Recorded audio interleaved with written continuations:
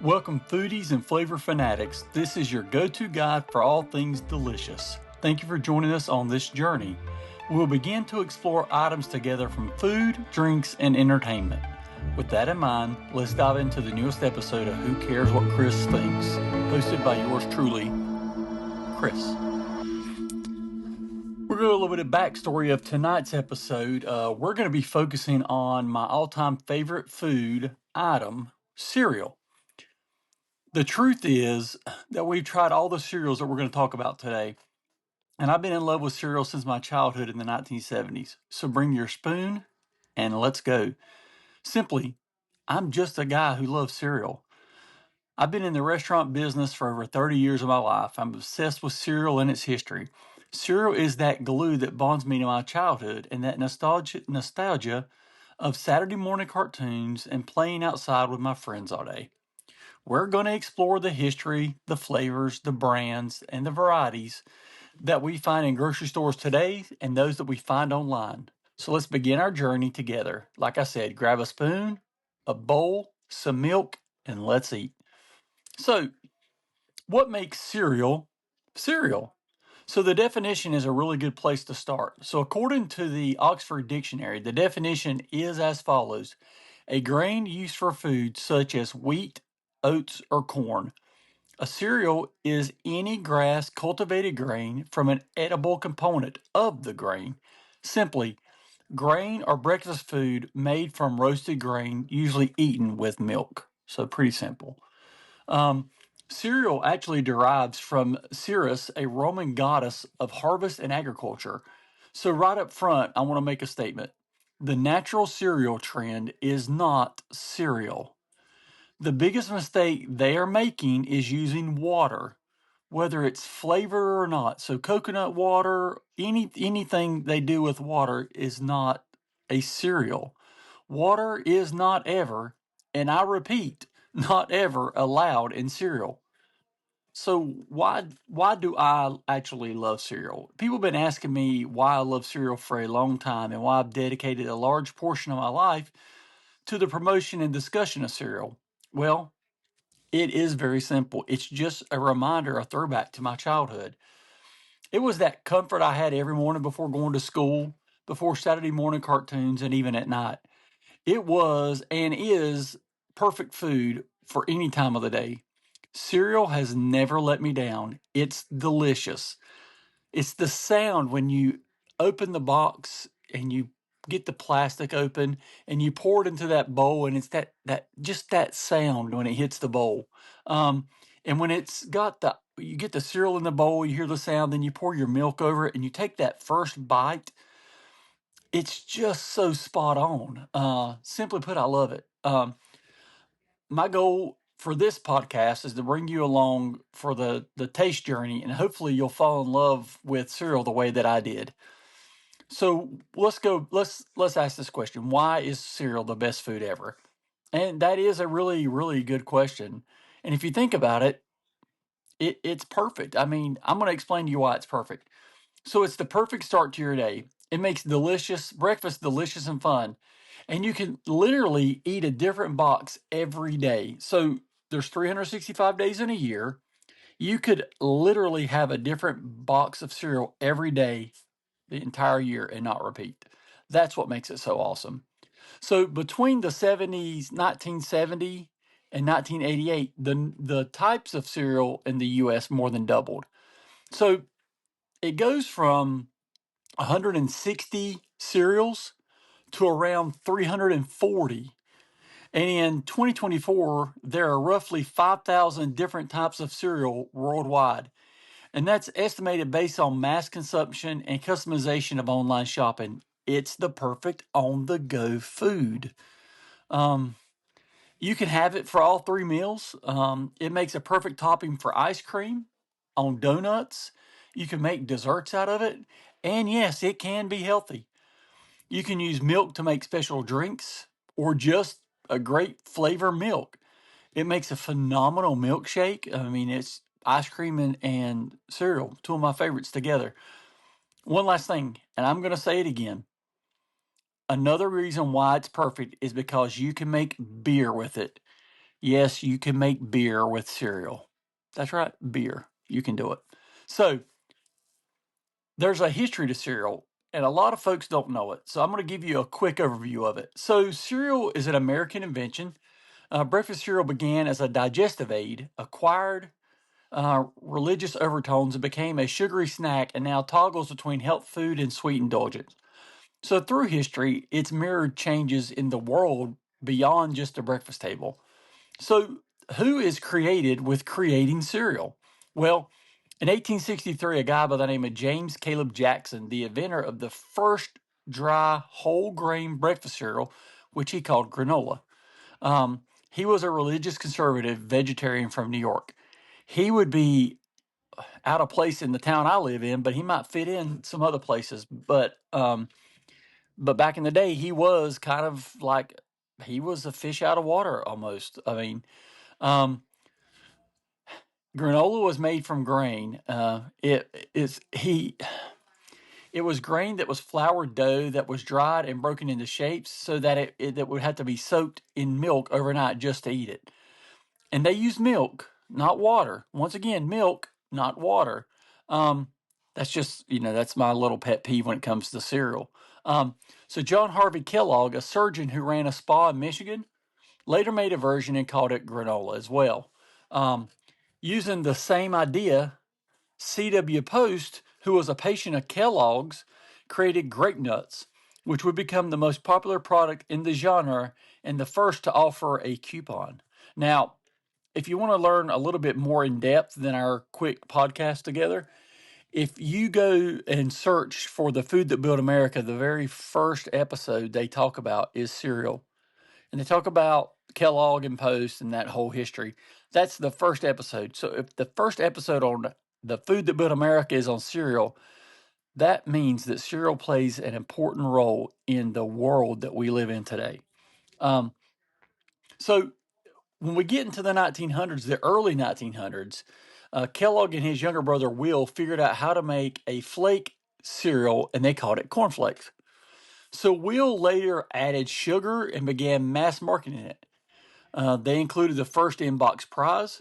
So Post, trying to keep up, developed a similar cereal called Elijah's Manna, but was later named Post Toasties after religious groups protested. Now, this is just going to show you something. It doesn't matter if we are all the way back in the early 1900s or 2025. It doesn't matter what time you live in or where you live in. People are going to be protesting for stuff that offends them, and they've been doing it for centuries. So don't think anything's out of the normal. They've been doing it a long time. So we roll into the 1910s, and the Quaker Oats Company has acquired a method that forced rice grains to explode under pressure.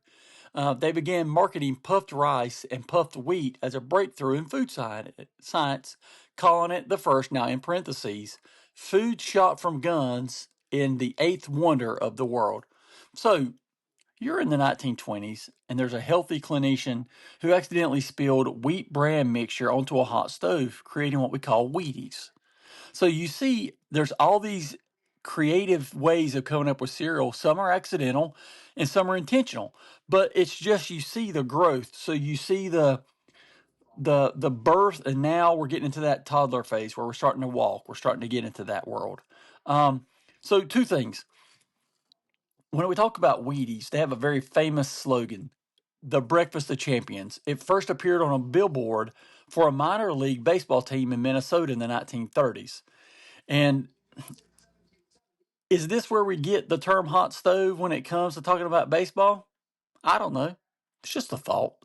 Um, so when you look at that too, when you're looking at the growth, so we're slowly moving forward here. But when you think of Wheaties, most people think of the Wheaties box with Michael Jordan on it. They have like all the famous athletes on it. I remember going to the store to grab those Wheaties box with Jordan on it when I was a teenager. Um, I've got one sitting here at my house with Alex Ovechkin. I've got the Jordan box. I've got the Mark McGuire box. I've got some here saved with all my cereal stuff.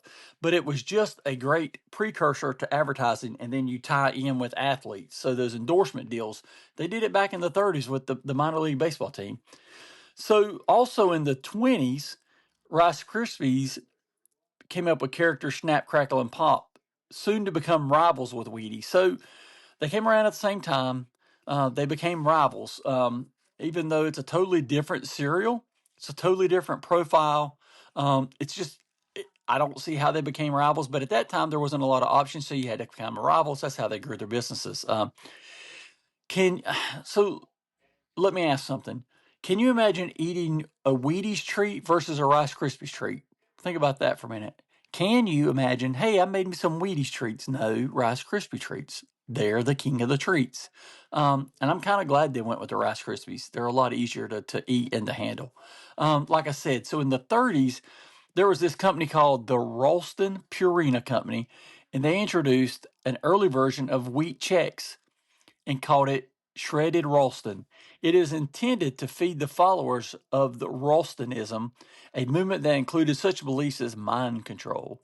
The name Chex, a rice version, and first recipe of Chex would not arrive until the 1950s. And yes, if you've seen the boxes, Elizabeth Taylor in the 1950s box, I'm going to do a quick survey here.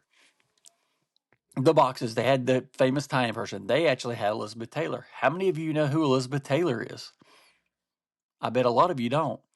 So if you think about it in today, her equivalent today would be somebody along the lines of Sydney Sweeney. Um, so she was popular back in the day. So in the 40s, this is the big decade. This is when things started to be game changing. Things just really actually went crazy. So Cheerios appeared as Cheeriots, um, but were renamed very quickly. Cheeriots doesn't have the same roll off the tongue as Cheerios.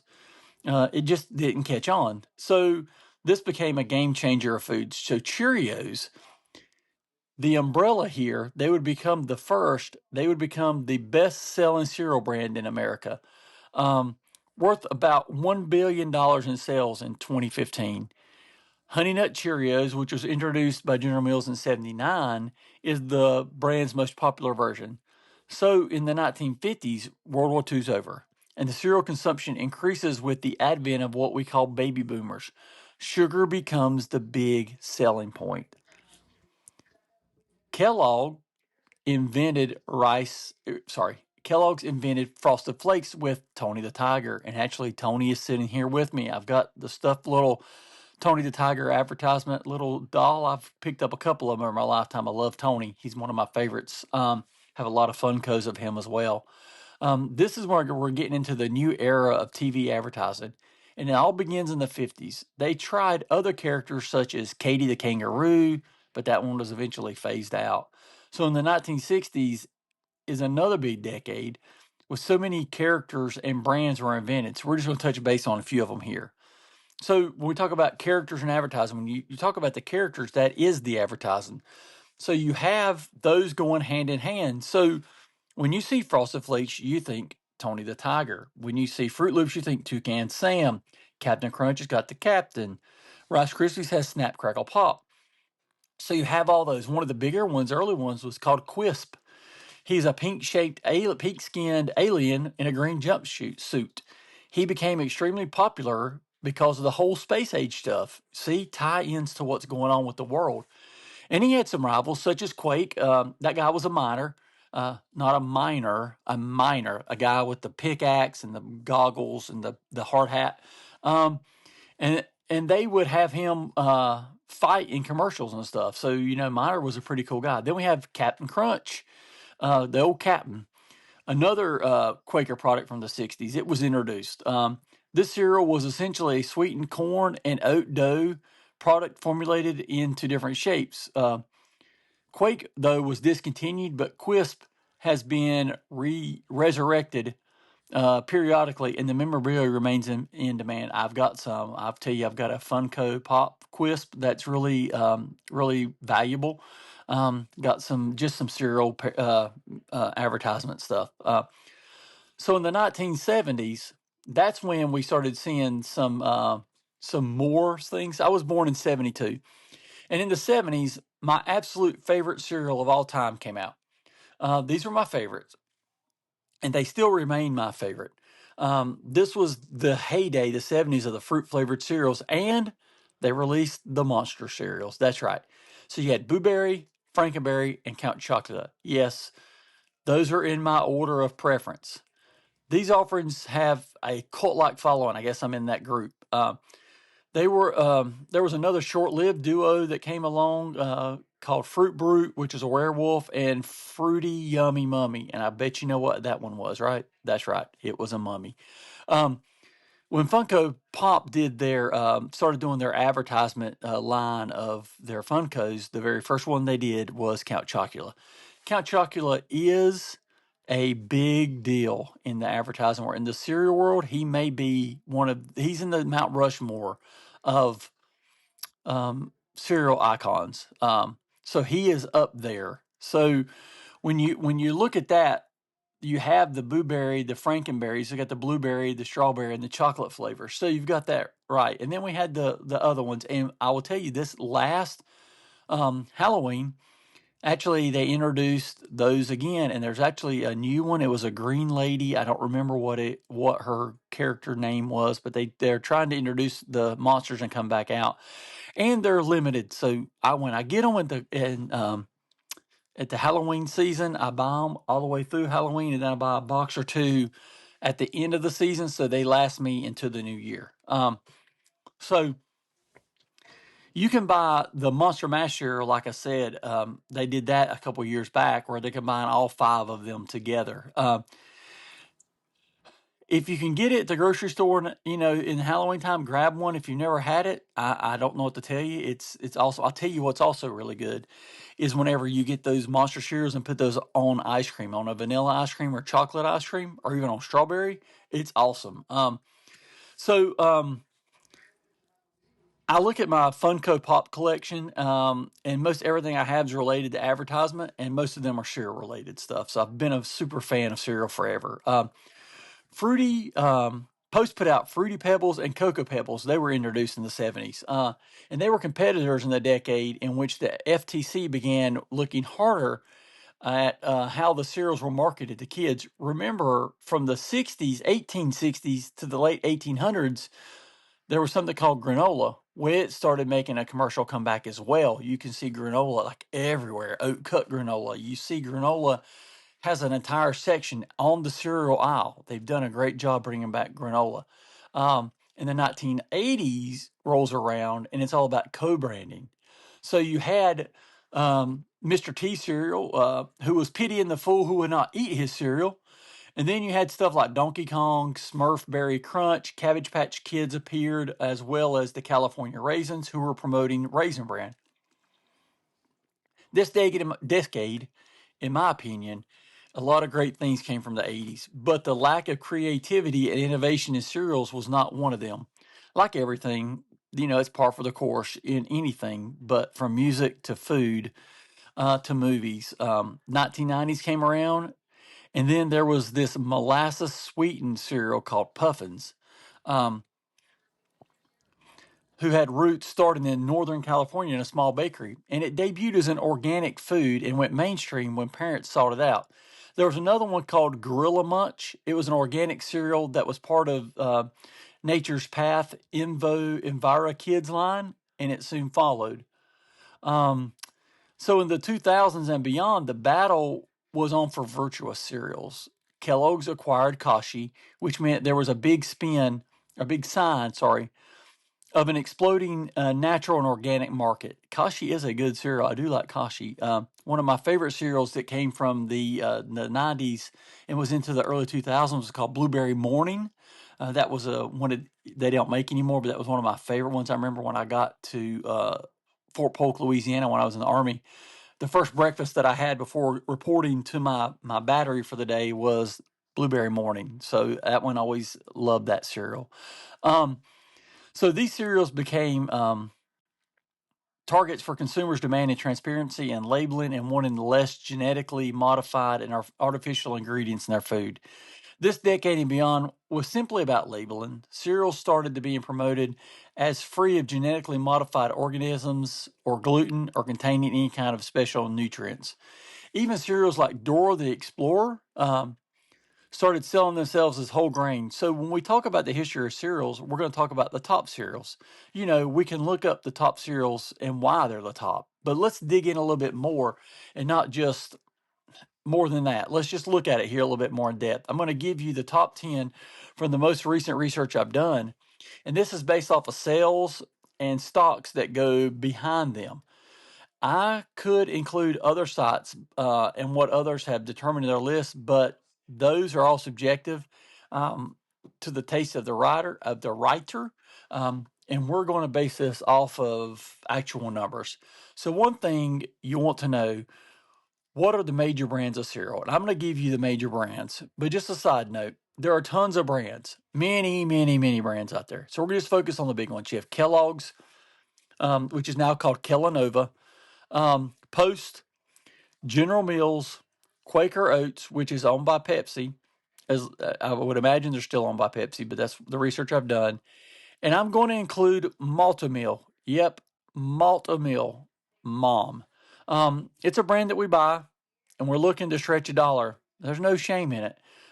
It's a juggernaut in the cereal aisle. It's the bagged cereal, the Ziploc bag that has about 3 sections of the cereal aisle. They do a really good job with their cereals. So anyway, like I said, I love cereal, and I love watching people's take on it. And I've got my own list. But we'll get into that later. I'm going to give you the top 10, and I'm going to tell you the 10 through 1, what the brand is, who makes it, how many boxes they sell. So, number 10, which I would have thought would have been higher on the list, is Fruity Pebbles. It's made by Post, and they sell about 54 million boxes a year. Number 9 is Life, which to me is all in the top 10. Surprised me. I do like Life, but I didn't think it was a top 10. Which is a Quaker product and sells over 58 million boxes a year. If I remember, Life cereal was Mikey. Give it to Mikey; he'll eat anything. The little freckled kid. If I've got that incorrect, I'm just remembering that just this moment. I do apologize. Then we have Frosted Mini Wheats, which I've really rediscovered how much I like those lately. Especially they're larger. It's just nice with the milk. They hold their form. That the sugary coating stays intact. They do a good job with it. It's a Kellogg product. They sell about 71 million boxes a year. Number 7 is Fruit Loops, and they sell about 97 million boxes a year. So Fruit Loops is in the top 10, which isn't surprising. Lucky Charms by General Mills sells about 96 to 97 million boxes a year. Number 5, we're in the top 5 now, is one that some folks have told me is their favorite cereal of all time. It's not my favorite cereal of all time, but it's Cinnamon Toast Crunch, and that's from General Mills. They sell over 105 million boxes a year of Cinnamon Toast Crunch. Number 4, we have Honey Bunches of Oats by Post, and they sell 111 million boxes a year. Now, the big 3. Frosted Flakes by Kellogg's with Tony, one of my favorite characters of all time. It is in at 132 million boxes a year. And then the big 2, same company, same cereal, just modified a little bit. Honey Nut Cheerios by General Mills sells 129 million boxes a year. And number 1 is Cheerios by General Mills. It sells 139 million boxes a year. So there you have the top 10. So 10 through 1. The least sold, the one that sells the least amount as far as sales is Fruity Pebbles, which surprises me. I've got a pair of LeBron James sneakers that are Fruity Pebbles. I mean, it's crazy. Everything sells higher than that. And it's at $172 million a year. That's just averaging it out. So when you talk about Cheerios and Honey Nut Cheerios, when I said earlier in the podcast that it was close to $1 billion in sales, you take those two, and it's right at $900 million a year in sales. And then you have the other offshoots that they do, the different varieties. So Cheerios is a big deal. Um, it is as big as anything on the market. So on this journey of the podcast, I ask a couple questions. Lucky Charms. I mean, I've got Lucky Charms Crocs. It's coming up on St. Patrick's Day. Lucky Charms. I'm making a Lucky Charms cake. It's just Lucky Charms is this time of year. Um, Captain Crunch. I mean, there's a lot of different varieties out there of stuff that you would thought would have been higher on this list. It surprises me, and it's just one of my preferences that Captain Crunch is in a top 10 cereal. But when you look at Cheerios and Honey Nut Cheerios, those are healthy alternatives. Most parents are going to say, hey, give the kid, when the kids are younger, they're toddlers, they're starting to teeth and starting to eat, and they give them snacks, they put the Cheerios on there. My son is 29 years old this year. And he loves Honey Nut Cheerios. That's his favorite. It's been his favorite since he was a kid. So I'm 52 in about 2 months. And my favorite cereal is the Monster cereals. I mean, you look at it, what you've enjoyed as a lifetime. That's why cereal is so great. It is what you remember as a child that carries through. It's that consistency. It's that, hey, I remember eating this as a kid. This is what I loved. So now I'm going to rank you my top 5 cereals. The top 5, in my opinion, these are the best 5 cereals, in my opinion. Now, I'm going to give you a couple honorable mentions. Tony the Tiger is my favorite character when it comes to cereal. My favorite logo, my favorite character. I love Tony. I love everything because he's great. They say it. I love that. So, honorable mention, I've got 3 of them. Frosted Flakes is there. It almost made the top 5, but when I tell you my number 5, you're going to laugh at me because a lot of people look at me like I'm crazy, but I've loved this cereal for a long time too. Reese's Puffs, that's one that I like because I like a good peanut buttery kind of flavor. And then Cinnamon Toast Crunch. And Cinnamon Toast Crunch is an honorable mention for me. The Cinnamon Toast Crunch, the traditional, but there are so many varieties of Cinnamon Toast Crunch out there that you're able to have a variety in its own that you're able to just enjoy. So those are my top 3 that barely missed the top 5. There's my honorable mention. So number 5 is, this is when people are going to laugh, and I don't care. I like it. Raisin Bran. Yes, Raisin Bran. I love raisins. And when I was a kid, I used to actually get Raisin Bran. I would grab a little box of those Sun-Made raisins or whatever brand my mom and dad bought at the time, those little red boxes, and I would dump those into my cereal. So I would have that with it. And then it would be like going treasure hunting because you'd scoop up the spoon and then there would be, oh, I found a raisin. Ooh, I got 3 raisins on this spoon. I got raisins. So it was a kind of an adventure for me. And that's another great thing about cereal is the boxes were our morning reading.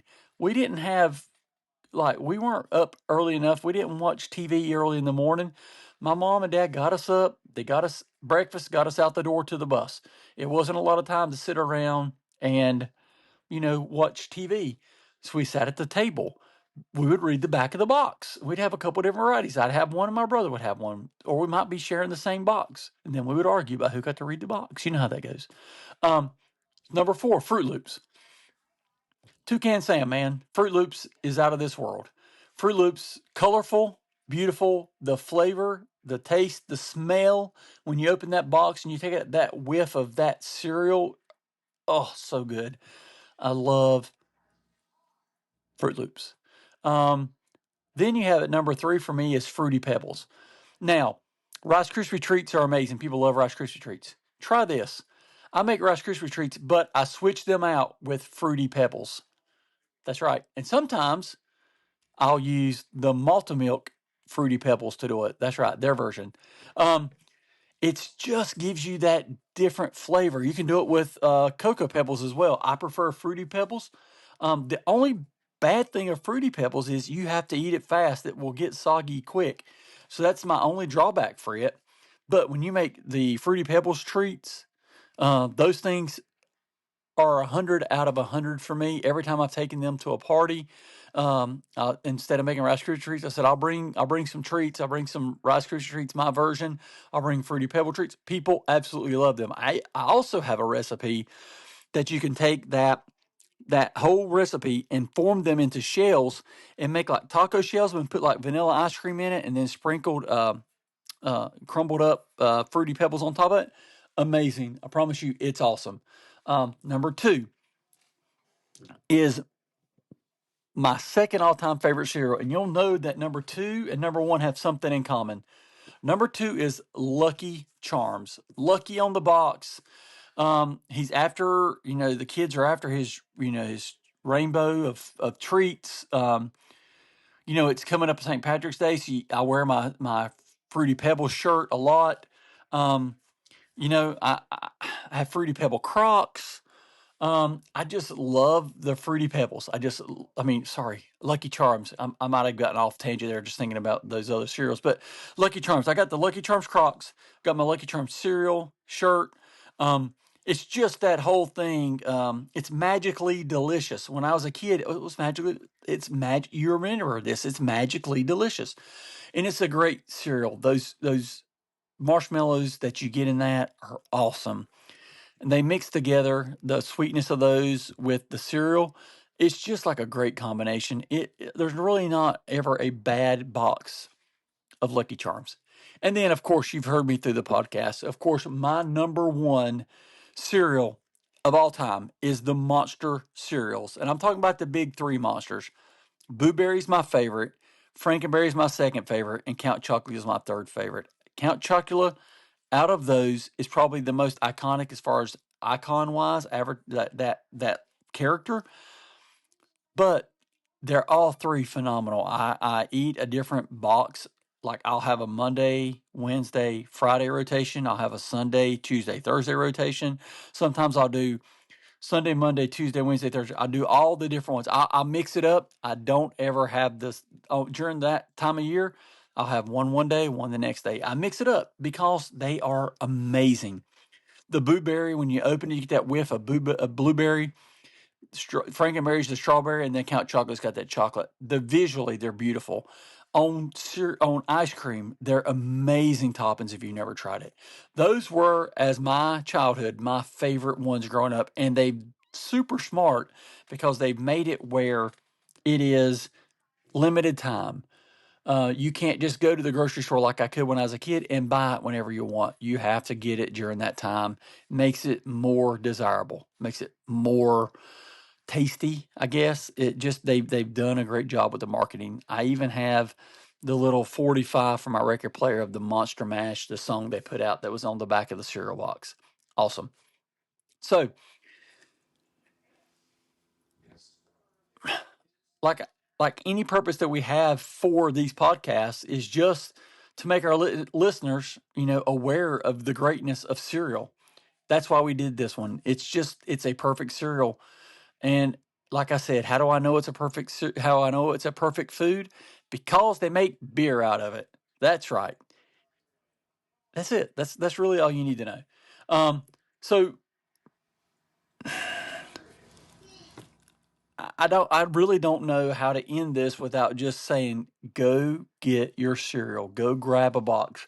Let me know what your favorite cereal is. It's a great food. And I know I've said it before, but it's just awesome. I'm glad you decided to take this journey with us and listen to this podcast. I'm going to enjoy a bowl of cereal here for dinner. Why don't you do the same thing? It's not just a breakfast food, sorry. So just stay tuned for more flavorful episodes. I will get that down one day. And don't forget to follow us on social media for updates, recipes, and more fun. Until next time, enjoy the exploding world of cereal.